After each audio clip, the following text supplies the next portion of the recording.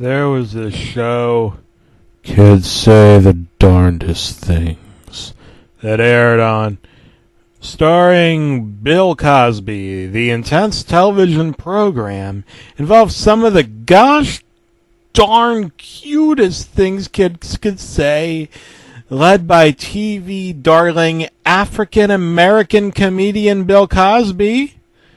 Now, I haven't read much about Cosby in a few years, but presumably he's been up to his usual hijinks, starring in Leonard Part 7, promoting the Jell-O pudding pop products our apple-eyed descendants slurp down after a hot day on the jungle gym with great aplomb and fervor. However, there is one episode of Kids Say the Darndest Things that I will never watch again, and for good reason. The whole cast and crew need to wash their mouths out with soap after what I experienced. I'd give them a good seeing, too. This scarred my mind and left a permanent scalding hot scar like hot boiling Jell-O, burning into the bottom of the pan that is my mind, permanently scarring the pan that is my mind. No Teflon non-stick here. I am damaged forever. The show was presented by CBS, and the intro was very, very strange, like, what was going on? One of the kids had a spider hat on, and Cosby was forcing him to spin a raffle. Spin the raffle! The kid spun the raffle. Ruffle my raffle! He kept spinning the raffle, spinning until the wheel broke off and flew off into the screen. Then the kid, a young African-American boy, said something really, really strange. I close my eyes, but the visions in the ringing won't stop. Even when I dream, the horrors of what I've experienced become more intense. So I don't sleep, and when I don't sleep, I don't dream, to the point that I wonder if I'm already in a dream, and I can never wake up from this hell. Bill Cosby made a fish face, and an audible fart noise was heard. He was wearing his traditional tuxedo and began leaping like a lizard, lifting one leg, then lifting the other leg, then lifting the other leg, until it appeared he was floating because both his legs were off the ground. The tape clipped then, and I wondered why I ever rented this from Blockbuster and never returned it 15 years ago to this very day. The VHS made a popping noise, and I heard the sound of sizzling like bacon. But this was no breakfast. No orange juice or baby sausage links were presented. No, merely strange television that I struggle to comprehend with my fragile mortal mind. The intro music played with the man singing, "Kids always say what they wanna." This was normal, casual, exactly what you would expect. But in the next scene, Cosby was laying on the floor with open mouths where his eyes should be, and the sound of screaming was heard. Blood-curdling screaming as he was in his underwear, white underwear, screaming as leeches were all over. Drinking his blood, you could see the wounds, and God knows how he got teeth where his eyes should be. Then you see a cartoon cat enter and push the frame aside like that never happened. Who the fuck was that? What? I almost had a heart attack as the cat swept his palms, revealing dust winked, and the sound the Roadrunner makes when he speeds off was heard, as Cosby entered in traditional tux attire, smiling though his suit was frayed. What? Well, the show was presented as it usually was. A child sat in a chair as Cosby grilled him on the darndest things a child would say. Except here the child looked angry, fuming with rage, and Cosby was slightly disheveled, sweating profusely, fumbling with note cards in his pocket. He dropped some of the note cards, revealing that instead of words, they were just Polaroids of the room he was in, with no audience visible. The camera even zoomed in on the empty seats for a few seconds. What the child said next concerned me. "You're a bad man!" Cosby started stuffing chewing gum in the child's mouth. "A bigger bulk of big league chew, become a gum bears and the gooey grease pies, zippity zoppity zoop."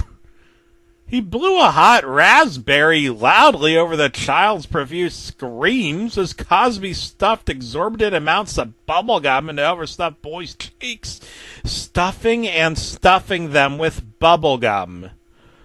"Herbert Hancock, Adolf Hitler, Simba Lion, King Clam Chowder, Cabinet Corkscrew Pasta Campaign."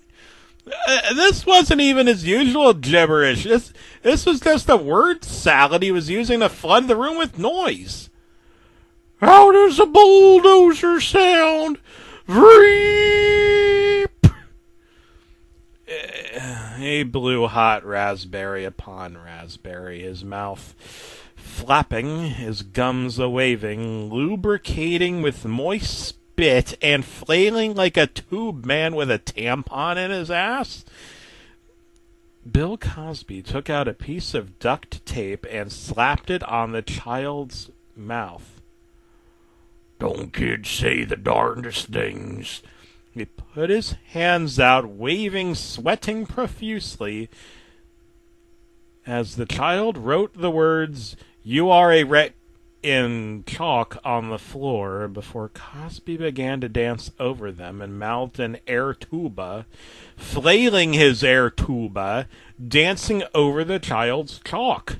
The child ripped the duct tape off and screamed, but the tape clipped. When it came back, the child was on the floor, surrounded by packets of expired Jell-O products.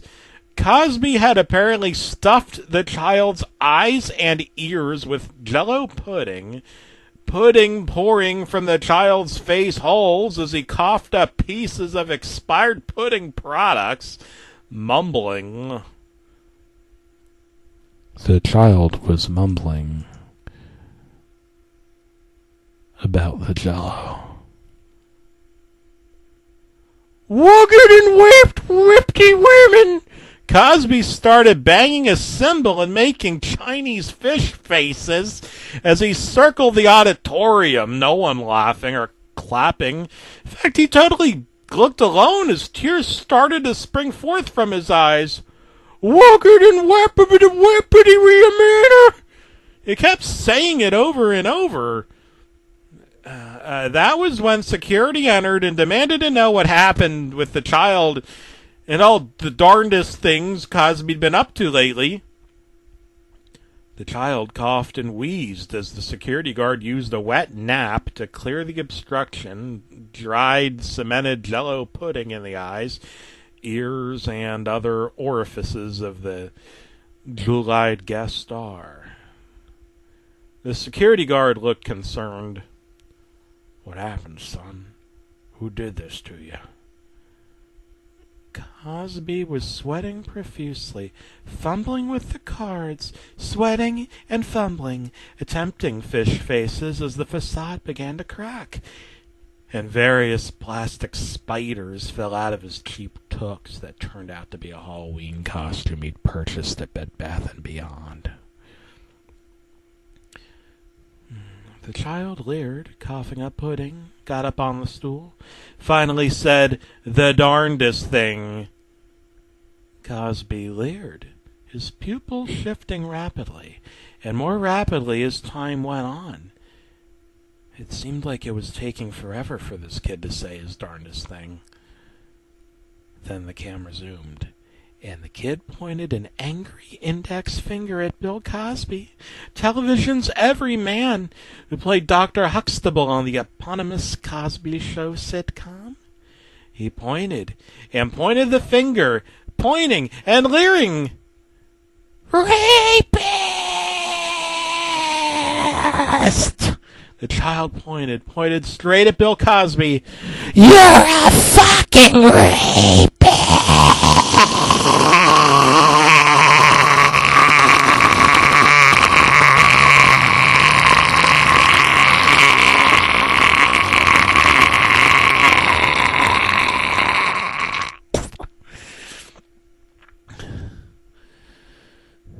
Bill Cosby punched the child in the face.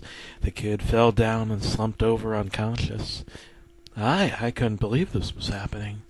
Never in my lifetime would I think CBS would record, air, and press to videotape something so sinister.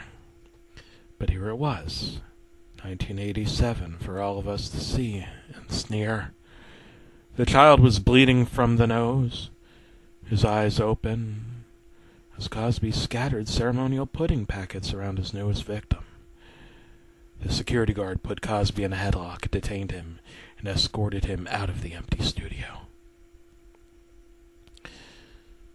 What was most strange was not the fact that this episode aired in 1987, no, years before Cosby was a household name. What was most strange was that the executive producers for this episode were Block Sybil, Goblib Sly, and Bill By Cos. These were all people that I went to high school with, and they all wore Bill Cosby masks, and even looked suspiciously like Bill Cosby.